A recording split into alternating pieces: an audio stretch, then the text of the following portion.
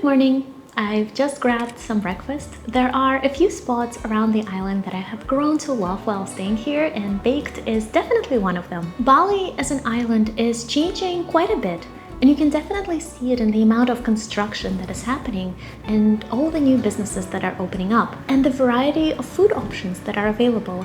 Greek food, Italian food, Western breakfasts, especially in Canggu, which has become one of the busiest areas on the island, home to a lot of expats. And geographically, it does make a lot of sense to stay here. It is a central hub, making it easier to travel around the island. But beyond all of this, I've been wanting to understand and learn more about traditional Balinese cuisine. So today, I am taking a cooking class to learn it firsthand. Oh, and you're coming with me. Let's go.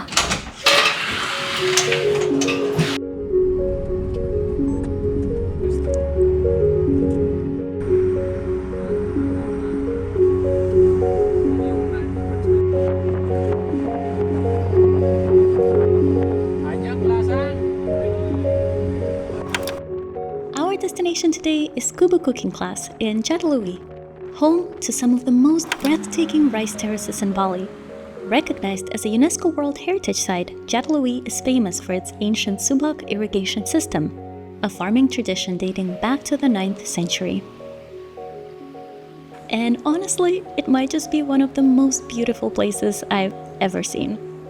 You can see all of the rice terraces.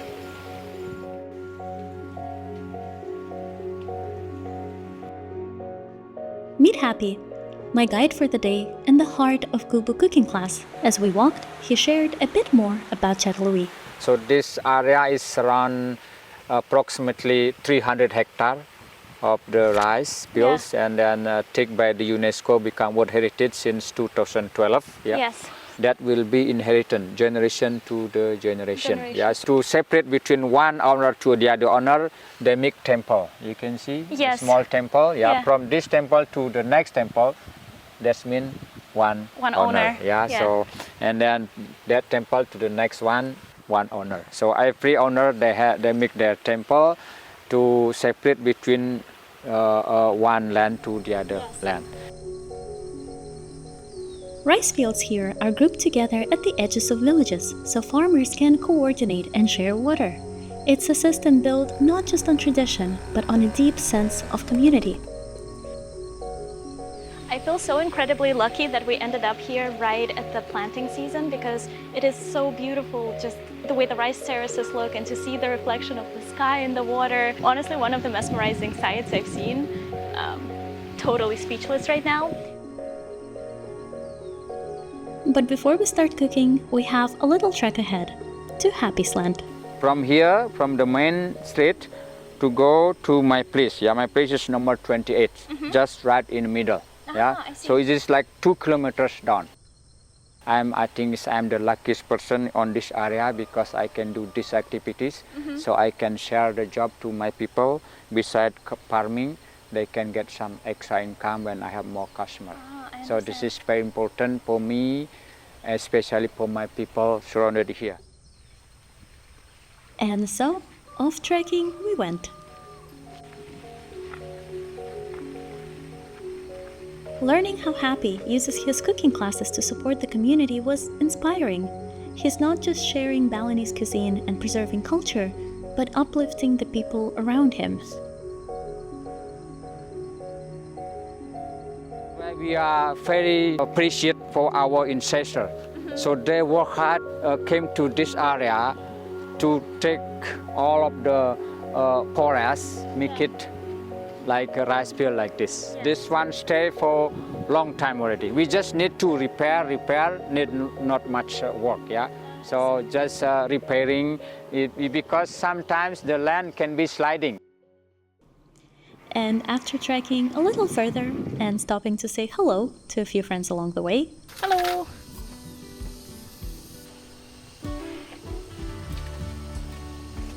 We finally arrived. Welcome to my place. This is Kubu Terrace Cooking Class. Yeah.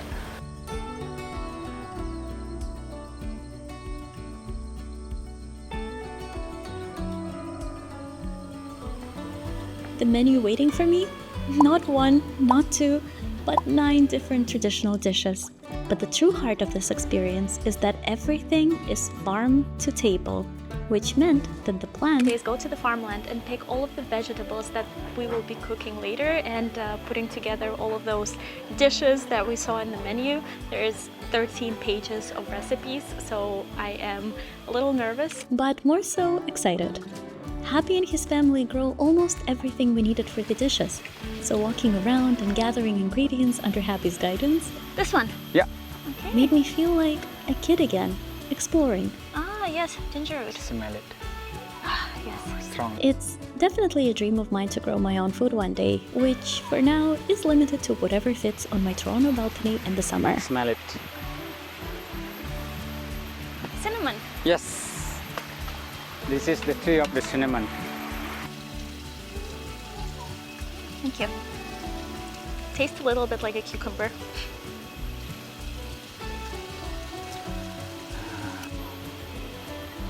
Oh, smells really good. Yeah. This is also a major throwback to a trip to the coffee farm that I've done a couple of weeks ago. But a lot of the farmers here, on top of rice, they also grow their own coffee. And usually the coffee that they drink, they're the ones who process it. So it's their local plants. And I think later today we actually get to try coffee from this very tree. I think this is good. Oh. Well, the basket is full, so I think we're ready to start cooking that enormous meal that we have ahead of us. But before we do that, we have to go and check back on the rice. Rice here is traditionally steamed over an open fire, and Happy had already soaked it before we left for the garden. And then this is the strainer. Yes. Before we steam, we need to soak in cold water for 15 minutes to make it soft. Yeah. Yes. So mostly in Bali, in village, we do steaming when we make rice. It's not boiling, unless if you like to make porridge, and then we will boil. Okay, then put the lid on. Yeah, so we let this one steaming for maximum 20 minutes. While this one steaming, we can going to cook. Yeah, okay. We will start to make the Bumbu Bali. Okay. First on our list, a Balinese spice paste called Bumbu Bali.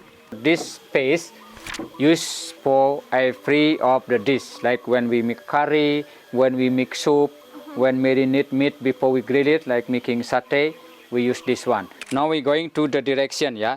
So cut and finely chop all ingredients except the belly. No need to chop. And there was a lot of chopping to do, so it quickly became an all hands on deck situation. And I mean all hands on deck, with Happy's wife and friend stepping in to help.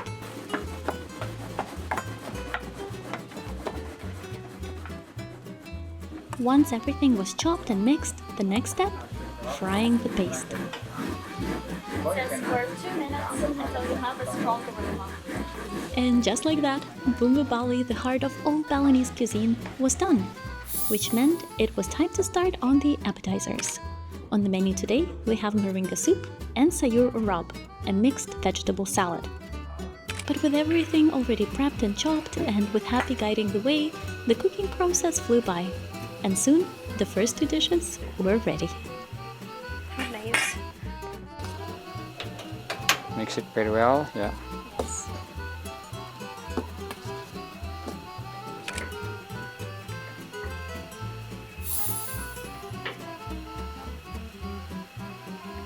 This is honestly absolutely delicious. I also was wondering, because I wanted to learn more about the eating culture in Bali. Yeah. You mentioned that everything is being cooked in the morning and then you eat the dishes throughout the day. Does the family usually eat together, or how does it go? So we can say at least more than 50%, especially in the village, the people still do their own tradition. Their old tradition, like what I say, cooking one time in the morning. That's why when you come to Bali, it's hard to find the local restaurant, which is pretty local, that have it food ready to cook. Yes. Mostly you put on the display. Our people is get used to eat the cold food. For example, even the vegetable, the meat, we have it cold. Morning, of course, we have warm because just cook, Yeah. and then mostly the lady cooking in the house, and then after that we'll bring the food to the farm, and then have lunch there because most of the village, most of the farmers stay at least 2 kilometers or 3 kilometers away from the farm, so which is not really worth it back and forward, but also back again at dinner time and back home. In the village, normally they eat together. Yeah, that's the tradition, the cultures. Next up, we have the heart of the meal, the main course. With 4 more dishes ahead, it felt like a lot, but the whole process ran like a well-oiled machine.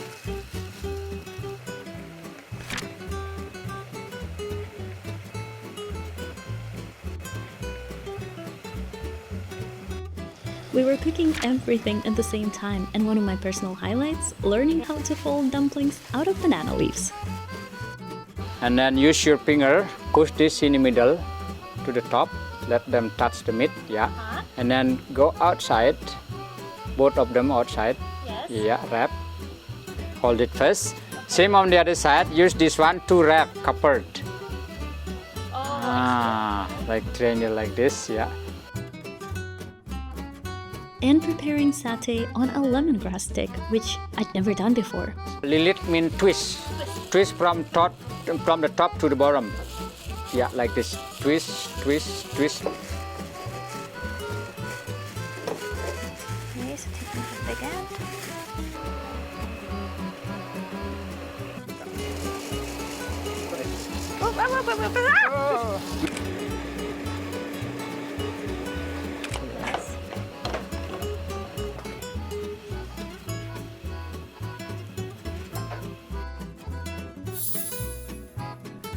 Have the 2 types of skewers. I'm really excited to try the skewer on a lemongrass to see what the taste is like. And then there are of course the banana leaf dumplings, the rice that we steamed earlier, and the coconut curry. Let's see what's inside the banana leaf dumpling. It's a little hot, very hot. But let's see what it looks like. It's a lot of food, and honestly I think that's the quickest that I've ever participated in cooking this many dishes at once. I can't even take half of credit for what we've done because I've had amazing help, and I feel like I was just there to put things from one place to another. But it's amazing to learn the traditional recipes and see what is behind the scenes of the culture of Bali. But even that wasn't the end. What's a meal without dessert? And in Bali, that means one thing: fried bananas. Bali coffee. Finishing this incredible meal with dessert and a cup of Bali coffee. So cheers. All right. It is considerably later in the day right now, and I just got back. And spending the day with Happy learning how to cook Bali food definitely made me think a lot more about progress and tradition. I mean, Bali is an island, it is evolving quite a bit. There are new businesses, new influences. But what happens to the local customs and culinary heritage along the way? And how do we preserve traditions in a place that is constantly shifting? I don't know. I don't have the answers, but it is something that might be worth thinking about. And probably the answer isn't one or another. Maybe it's just finding for both to coexist. I mean, it has to be. But if you are curious to get a taste of traditional Bali, I'll leave a link for you to try Happy's recipe for Bumbu Bali. That's the spice paste that is the base of everything and that we cooked at the very beginning. We added it to every single dish that we made today, and it truly is the heart of Bali cooking. But thank you so much for watching this video. I'll see you in the next one. Let me know if you try the paste. Bye!